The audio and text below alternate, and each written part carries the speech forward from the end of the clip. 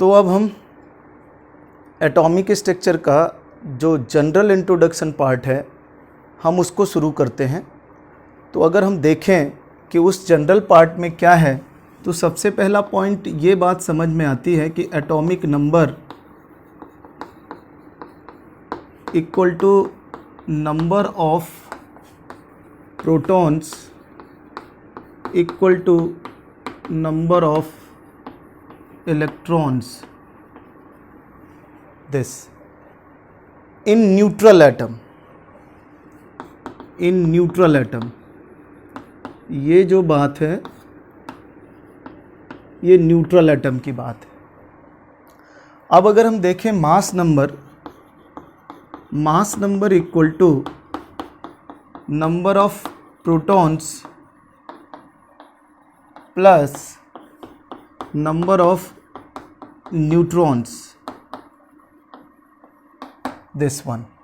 और अगर हम नंबर ऑफ न्यूट्रॉन्स निकालें, see number of neutrons this equal to mass number minus atomic number. तो ये 3 पॉइंट हैं। अगर हम किसी न्यूट्रल एटम को देखें तो उसमें प्रोटॉन और इलेक्ट्रॉन हमेशा इक्वल होते हैं, लेकिन इलेक्ट्रॉन्स का नंबर कांस्टेंट नहीं रह सकता। प्रोटॉन का नंबर कांस्टेंट रहता है, मास नंबर कांस्टेंट रहता है और न्यूट्रॉन भी कांस्टेंट रहता है, लेकिन इलेक्ट्रॉन किसी भी एटम पर आ सकता है और जा सकता है। मतलब लॉस ऑफ इलेक्ट्रॉन और गेन ऑफ इलेक्ट्रॉन का प्रोसेस हमें दिखाई देगा डिफरेंट एटम्स में।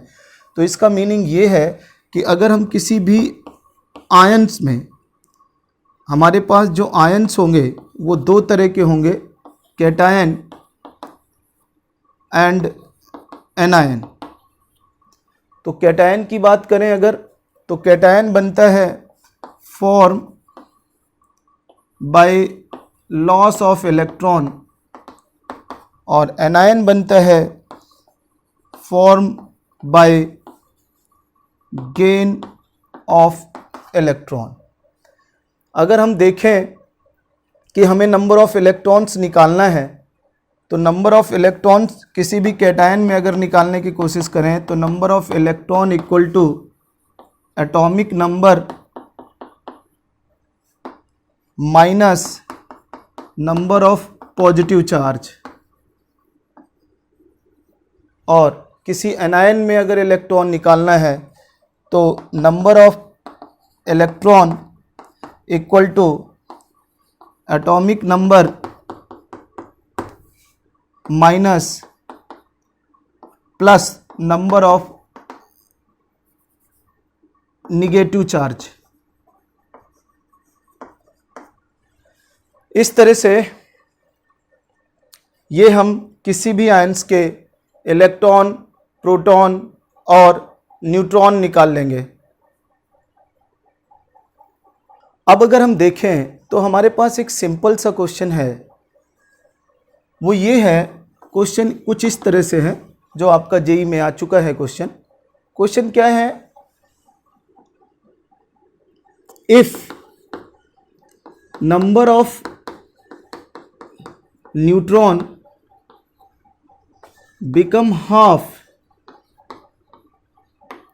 if number of neutron become half and electron become double in carbon atom, then atomic weight of carbon,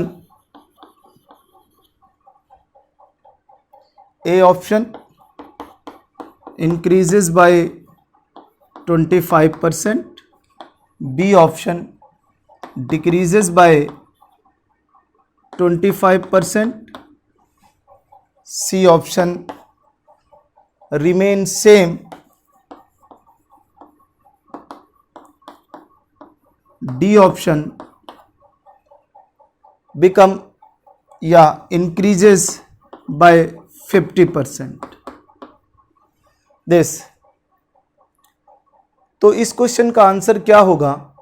तो आप में से कई हो सकता है इस क्वेश्चन का आंसर बोले रिमेन सेम, क्योंकि इलेक्ट्रॉन भी डबल कर रहे हैं आप, न्यूट्रॉन भी डबल कर रहे हैं, लेकिन इलेक्ट्रॉन्स कितने भी आ सकते हैं और कितने भी जा सकते हैं, पर प्रोटॉन कभी भी जाते नहीं हैं, प्रोटॉन तो कांस्टेंट रहते हैं।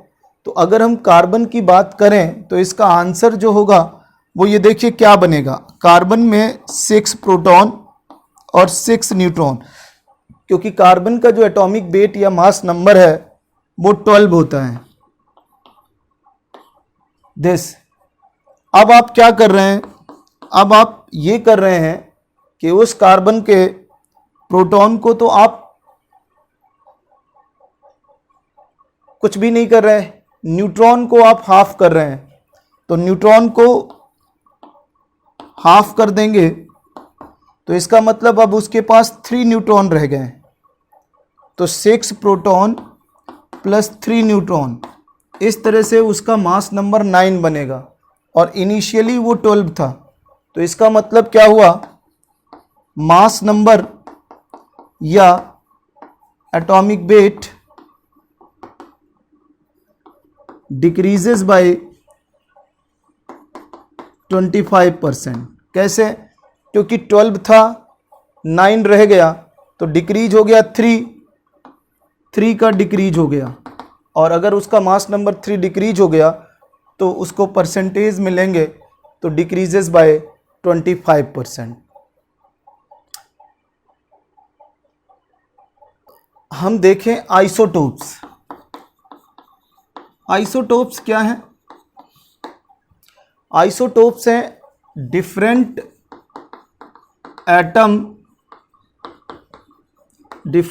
Atoms of same element, see different atom of same element which having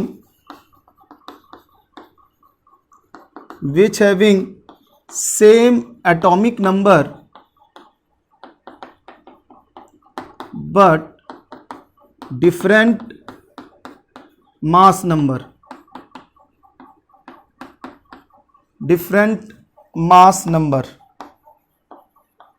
this इसका नाम है आइसोटोप। एग्जाम्पल, हाइड्रोजन के 3 आइसोटोप्स होते हैं।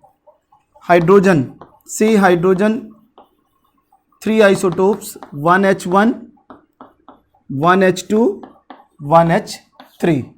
ये आइसोटोप रेडियो एक्टिव होता है। कई बार आपको ऐसा क्वेश्चन आता है, which of the following is radio active isotope of hydrogen, तुरंत आपको आंसर करना है 1H3। दूसरी बात आप समझ लीजिए, कार्बन 6C12, 6C13, 6C14, ये रेडियो एक्टिव है। Radio active use in carbon dating, carbon dating में यूज होता है, यूज्ड इन कार्बन डेटिंग। अगर हम बात करें ऑक्सीजन का, 8O16, 8O17, 8O18, ये भी रेडियो एक्टिव है, रेडियो एक्टिव दिस। और अगर हम क्लोरीन की बात करें तो इसके 2 आइसोटोप्स 35 और 37 दिस, ये आइसोटोप हैं क्लोरीन के 2 आइसोटोप्स। अब हम देखें आइसोबार। देखिए आइसोबार, आइसोबार क्या होते हैं? तो आइसोबार की जो डेफिनेशन है वो ये है, different atom of different element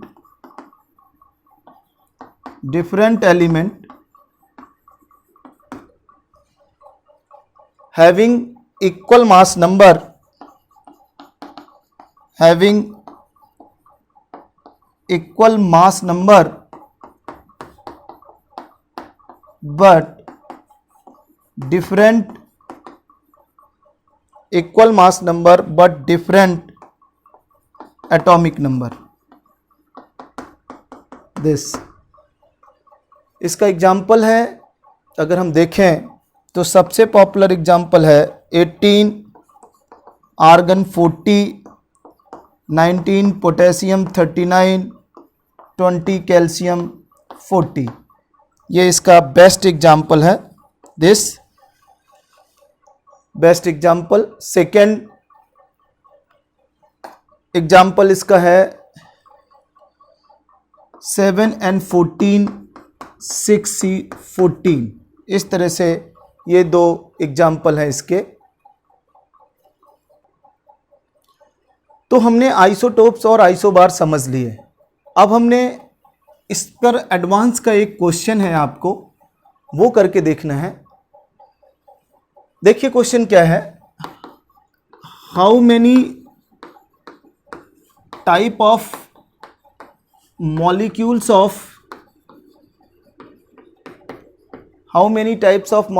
of CO2 possible in nature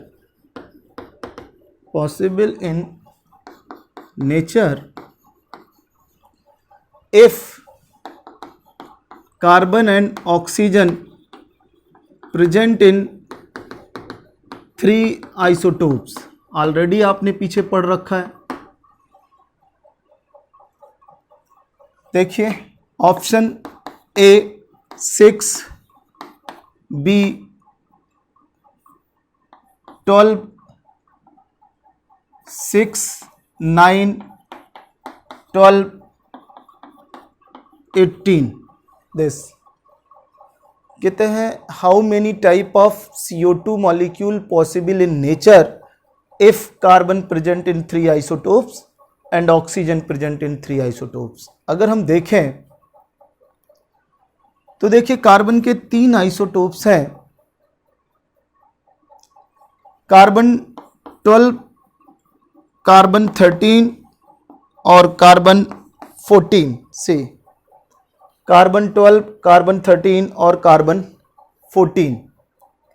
अगर हम यहां देखें तो इसके जो कॉम्बिनेशन है देखिए O16 16, O17 17, O18 18, O16 17, O17 18 and O16 18. इस तरह से एक कार्बन 12 के साथ 6 कॉम्बिनेशन है. This is the 6 combination. Same 13 के साथ भी 6 कॉम्बिनेशन, 14 के साथ भी 6 कॉम्बिनेशन. अगर टोटल देखें तो ये 18 टाइप के कॉम्बिनेशंस हो जाएंगे.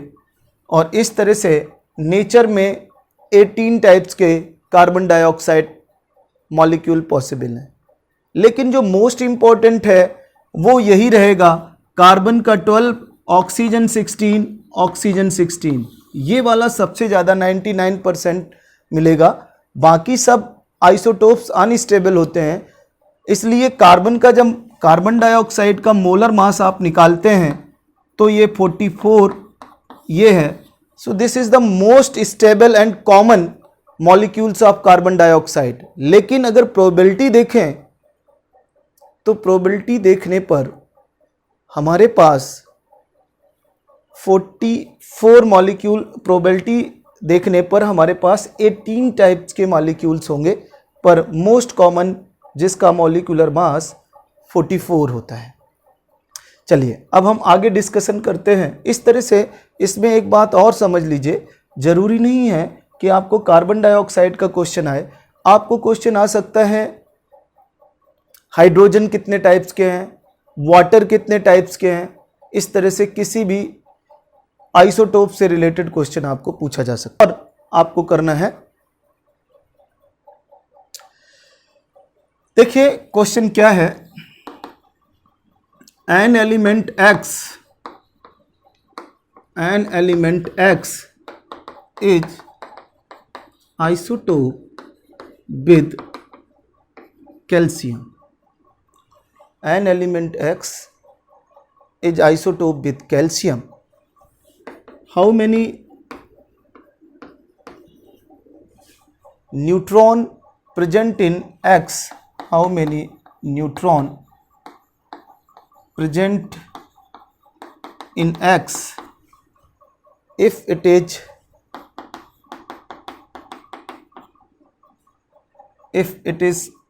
contain,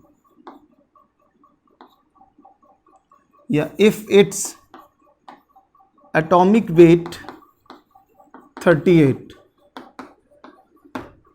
if its atomic weight 38 या its mass number is 38 से क्या हो जाएगा? हमें पता है नंबर ऑफ न्यूट्रॉन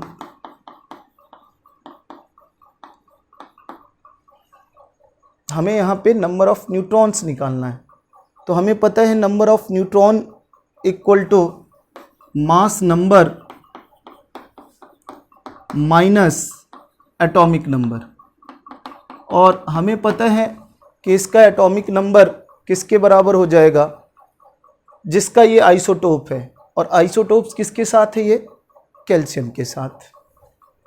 तो अगर हम देखें यहाँ पर तो नंबर ऑफ न्यूट्रॉन हमारे आ जाएंगे, इसका मास नंबर है 38, और चूँकि ये कैल्शियम का आइसोटोप्स है, इस तरह से नंबर ऑफ इसका न्यूट्रॉन आपके पास 18 आ जाएंगे। अगर हम आगे देखें इस जनरल इंट्रोडक्शन का अगला पार्ट, तो इसका अगला पार्ट है iso electronic. Iso electronic species किसको बोलते हैं? तो अगर हम देखें आइसो इलेक्ट्रॉनिक स्पीसीज, तो हमें पता चल जाएगा having different species, different species, और स्पीसीज में क्या हो सकता है हमारे पास? Atom, molecule, ion. Different species having same number of electron, same number of electrons. Example, see example n minus 3, say n minus 3, O minus 2, F minus Ne, n minus 3, O minus 2, F minus Ne, see Na plus, n minus 3, O minus 2, F minus Ne, Na plus, Mg plus 2, Al plus 3. See electron here, 7 plus 3, 10 electron, 8 plus 2, 10 electron, 9 plus 1, 10 electron, इसके already 10 electron है।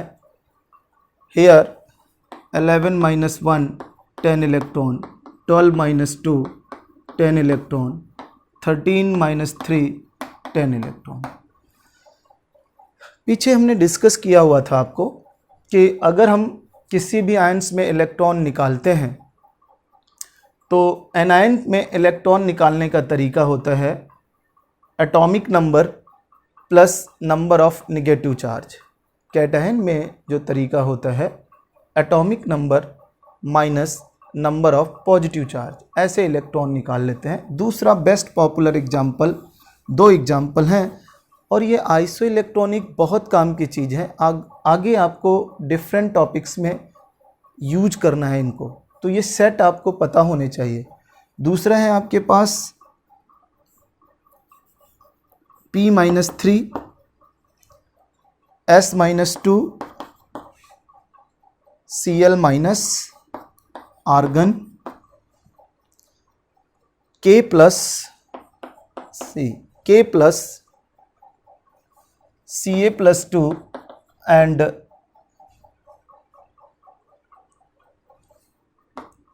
Sc plus 3. Say, how these are isoelectronic? See, calculate the number of electrons here. 15 plus 3, 18, 16 plus 2, 18, 17 plus 1, 18. So 15 plus 3, 16 plus 2, 18, 17 plus 1, 18. Already 18 electrons. Potassium में this 18, 20 minus 2, 18 and 21 minus 3, 18 electron. इस तरह से ये electron है. अगर हम देखें तो ये आइसो इलेक्ट्रॉनिक है. और इसके बाद अगला जो है isotones.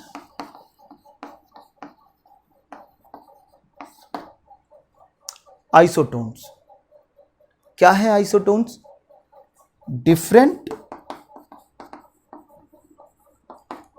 Different atom of element having same number of neutron. Different atom of element having same number of neutron, ये आइसोटोन्स हैं.